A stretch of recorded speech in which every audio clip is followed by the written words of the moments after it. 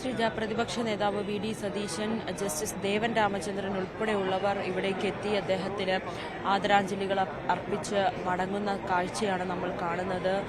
ഇടപ്പള്ളി ഒന്നാകെ ഇങ്ങോട്ടേക്ക് ഒഴുകിയെത്തി. ഇടപ്പള്ളി മാത്രമല്ല, നമുക്ക് കേരളത്തിൽ നിന്നും അദ്ദേഹത്തിന് അന്തിമോപചാരം അർപ്പിക്കാൻ ഇവിടേക്ക് എത്താവുന്നവരെല്ലാവരും തന്നെ ഇങ്ങോട്ടേക്ക് എത്തുകയാണ്.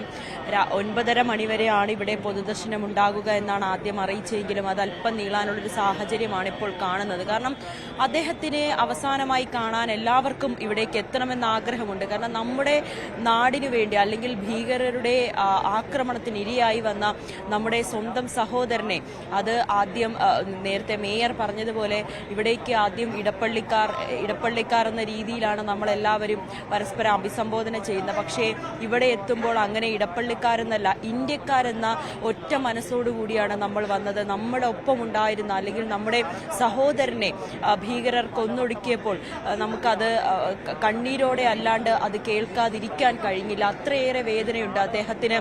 ആ കുടുംബത്തിന്റെ വേദനയോടൊപ്പം നിൽക്കണമെങ്കിൽ നമ്മൾ ഇവിടേക്ക് എത്തണം എന്ന ഇപ്പോൾ മന്ത്രി AK ശശീന്ദ്രൻ അന്തിമോപചാരം അർപ്പിക്കുന്ന ദൃശ്യങ്ങളാണ് ഇപ്പോൾ കാണുന്നത്. അങ്ങനെ എല്ലാവരും, അത് രാഷ്ട്രീയം ഏത് രാഷ്ട്രീയ പാർട്ടിക്കാരാണെന്നുള്ളതൊന്നും അല്ല ഇവിടെ പ്രാധാന്യം. രാഷ്ട്രീയമോ ജാതിയോ മതമോ അങ്ങനെ ഒരു വേർതിരിവുമില്ലാതെ നമ്മൾ ഇന്ത്യക്കാർ, നമ്മൾ ഒറ്റക്കെട്ടായി ഇതിനെതിരെ പോരാടണം. അല്ലെങ്കിൽ നമ്മുടെ സഹോദരന് വന്ന ദുഃഖത്തിൽ ആ കുടുംബത്തിനൊപ്പം നമ്മൾ ഒപ്പം തന്നെ നിൽക്കണം, അവരുടെ ദുഃഖത്തിന് നമ്മളും പങ്കുചേരണമെന്ന ഒറ്റ മനസ്സോടെ ഒഴുകിയെത്തുകയാണ് ഈ ചങ്കമ്പുഴ പാർക്കിലെ ഈ പൊതുദർശന ഇടത്തിലേക്ക് ആളുകൾ എല്ലാവരും നിറകണ്ണീരോടെയാണ് ഇവിടെ നിന്ന് മടങ്ങിയത്.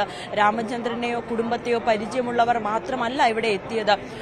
കണ്ണൂരിൽ നിന്ന് വരെ വന്നവരെ നമ്മൾ ഇവിടെ വെച്ച് കണ്ടു, പരിചയപ്പെട്ടു. അവരൊക്കെ പറയുന്നത് നമ്മുടെ ഒരു സഹോദരന്, നമ്മുടെ ഒരു മലയാളിക്ക്, അല്ലെങ്കിൽ നമ്മുടെ ഒരു ഇന്ത്യക്കാരന് ഇങ്ങനെ ഒരു അവസ്ഥ വരുമ്പോൾ ആ കുടുംബത്തിന്റെ ദുഃഖത്തിന് നമ്മളല്ലാതെ മറ്റാരാണ് പങ്കുചേരേണ്ടതെന്ന ചോദ്യം ചോദിച്ചുകൊണ്ടാണ് പുലർച്ചെ കണ്ണൂരിൽ നിന്നുമൊക്കെ കൊച്ചിയിലേക്ക് എത്തുന്ന ആളുകൾ പറയുന്നത്. അങ്ങനെ കേരളത്തിന്റെ വിവിധ ഇടങ്ങളിൽ രാമചന്ദ്രൻ അന്തിമോപചാരം അർപ്പിക്കാൻ ഇവിടെ എത്തുന്നവരുണ്ട്. ആ കുടുംബത്തിന്റെ ദുഃഖത്തിൽ പങ്കുചേരുന്നവരുണ്ട്.